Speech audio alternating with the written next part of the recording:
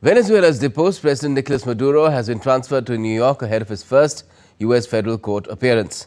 Maduro, along with his wife, face narco-trafficking charges in the U.S. On Monday, acting President Delcy Rodríguez offered to collaborate with the Trump administration after being warned. This came after Donald Trump said the U.S. is in charge of Venezuela. But in a latest counter-indicative measure, Venezuela's government has issued an emergency decree ordering the police to find and arrest anyone involved in supporting the American attack. China and Iran have called for Maduro's immediate release, while in New York, the UN Security Council is holding an emergency meeting to discuss the recent military operation. The deposed Venezuelan President Nicolas Maduro and his wife were transferred to New York on Monday. Maduro faces narco-trafficking charges along with his wife Celia Flores, who was also taken out of Caracas in the U.S. military operation on Saturday.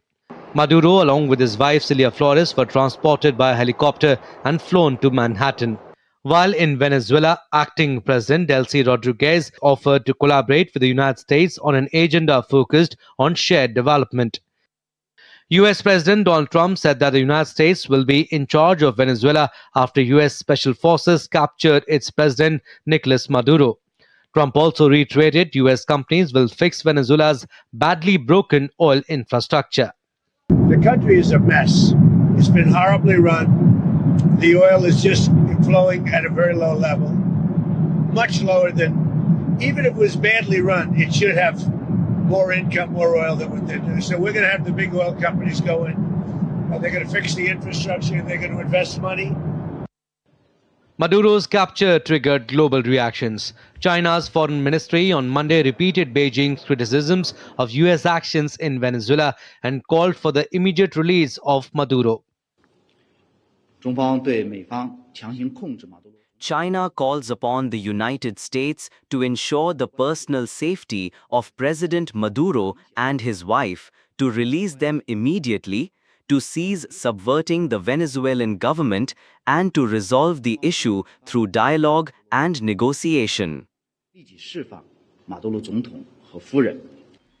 Tehran too called for the release of Nicolas Maduro. While Japan's Prime Minister Sanae Takaichi said on Monday Tokyo is prioritizing the safety of its nationals who are currently in Venezuela. Takaichi also emphasized the importance of restoring democracy in Venezuela as soon as possible. In